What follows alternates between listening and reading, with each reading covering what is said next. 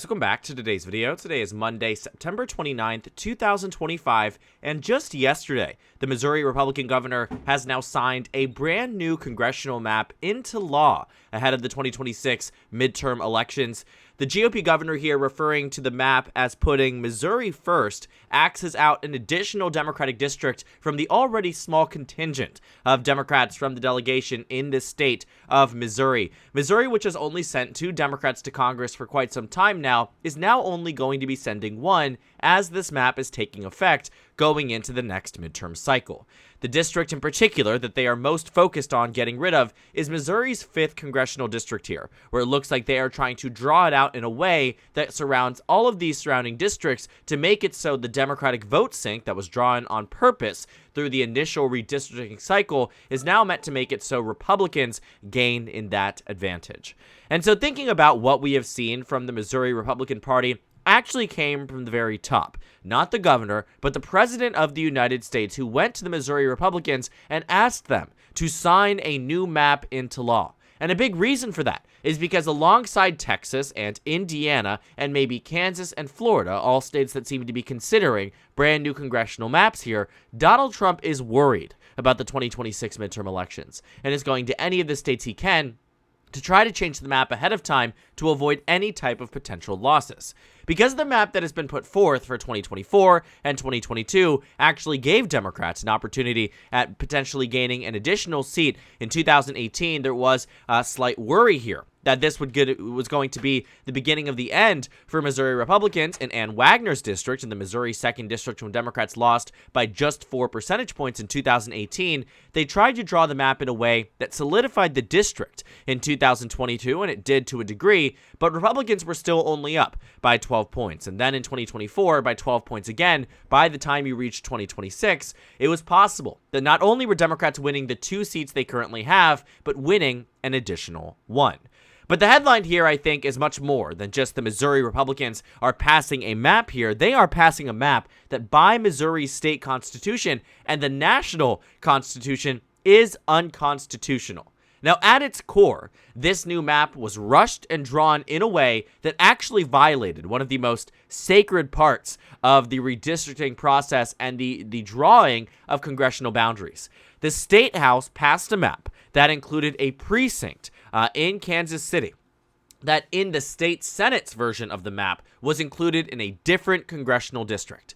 So it wasn't as if the state Senate had, taken the map that was drawn by the House and altered it. They were voting on the same exact map, but because the Missouri Republicans did this behind closed doors, they never released a public version of an electronic, look at the map. So what they were working with was print out copies of the state boundaries that was drawn on the computer and passed as it was drawn on the computer, but never ever assessed by any type of independent voting groups, never assessed by any independent citizens, never assessed even by the Democrats to this degree. Republicans did this by and for themselves, and they made a huge mistake. And in doing so, undoubtedly, this map is going to have some type of fix before implementation in the 2026 midterms.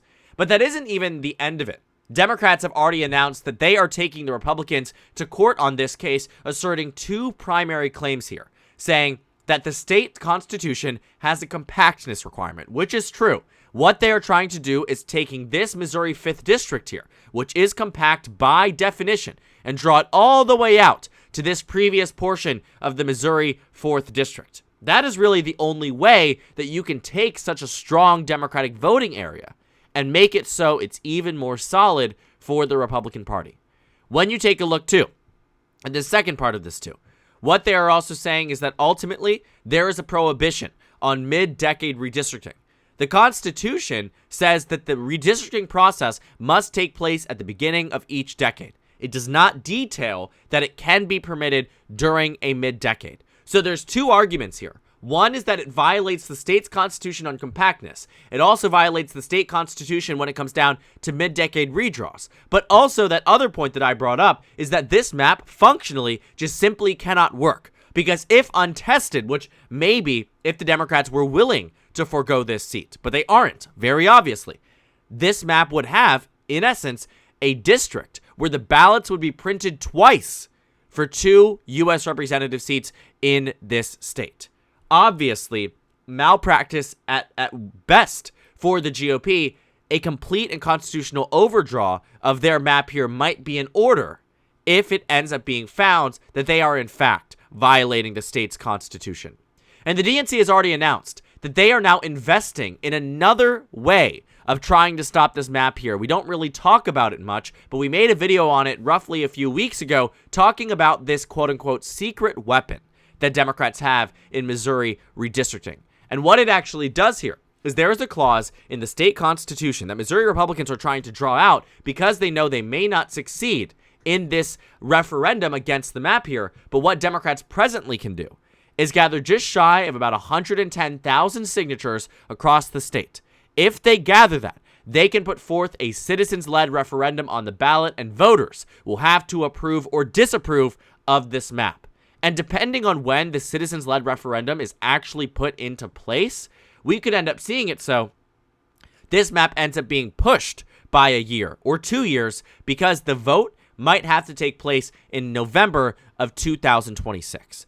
And looking at the presidential ballot, Donald Trump won this state by 19 points. So you would assume that there's no real reason for Republicans to be worried about their standing in the state when it comes down to a state referendum on a Republican versus Democratic map.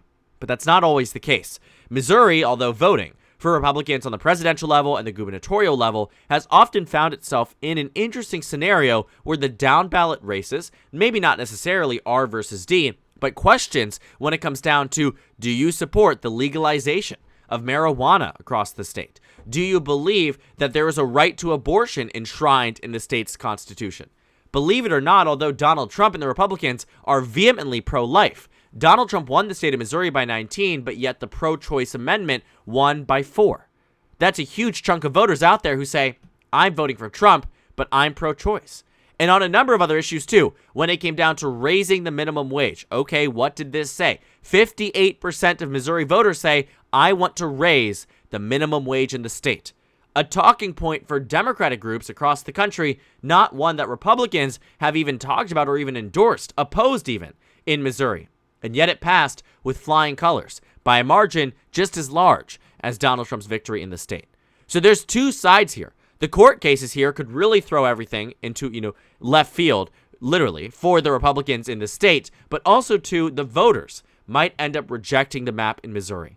And these are the obstacles that you face when you pass laws and new maps in the middle of the decade, unconstitutionally at that, where you are in clear violation of what the state constitution has outlined for congressional redraws and for maps like these. And the idea here that Democrats have been seeing in Missouri is that, yes, this is a Republican court.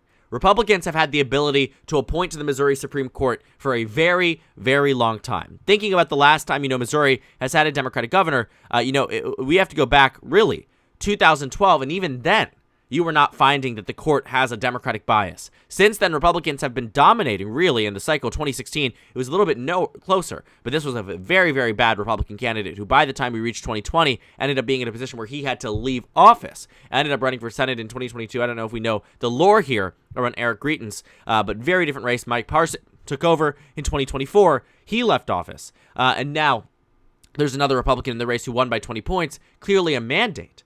But the question really is, when it comes down to Missouri redistricting, do you end up in a position the same way that Utah's redistricting case ended up in, where the Supreme Court, yes, is Republican-controlled, was nominated by and for Republicans in the state, a state that Mitt Romney won by 40 points in 2012, and Trump won by 20 in 2016, 20 in 2020, 20 in 2024, red, red, red, red. And yet, the Democrats succeeded with the Utah Supreme Court, because they still found that even though they are partisan and even though they are ideologically very, very conservative, on the ruling strictly based on the state's constitution, the Utah Republicans found that it was the Utah GOP in straight violation of it. Something like that might happen in Missouri. And it's also possible, too, that the voters in Missouri find themselves opposing this map redraw as well. After all, this is a state that has a heavy bias and heavy lopsided advantage in favor of the GOP. And sometimes, in an off-cycle election or a midterm election, the environment here might be way more favorable to the Democratic Party than we might think. And even in 2024, when, Donald Trump was dominating in the state, a lot of these other referendums across the state too, including one that said, let's increase police funding, failed in Missouri, 61-39 on a lot of the issues that you would stand to believe were very, very strong beliefs for the GOP and Donald Trump do not always translate to the voters that vote for Donald Trump.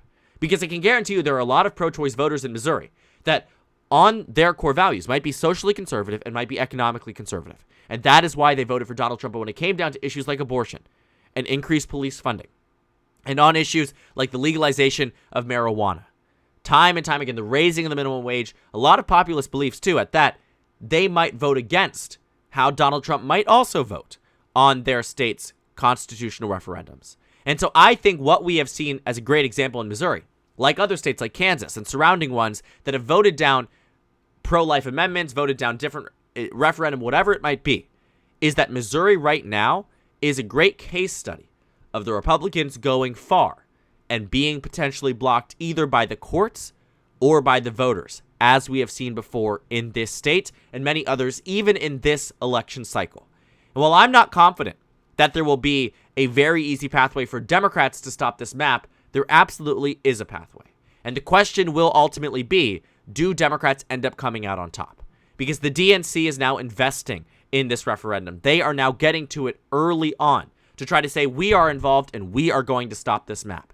Because Missouri might give Republicans an additional seat, but Democrats are going to make them fight like hell to keep the map in. And we will see if it happens, because as it stands right now, there's a good likelihood that the map ends up being thrown out and a new redraw in order that might end up benefiting the Democratic Party more than harming it.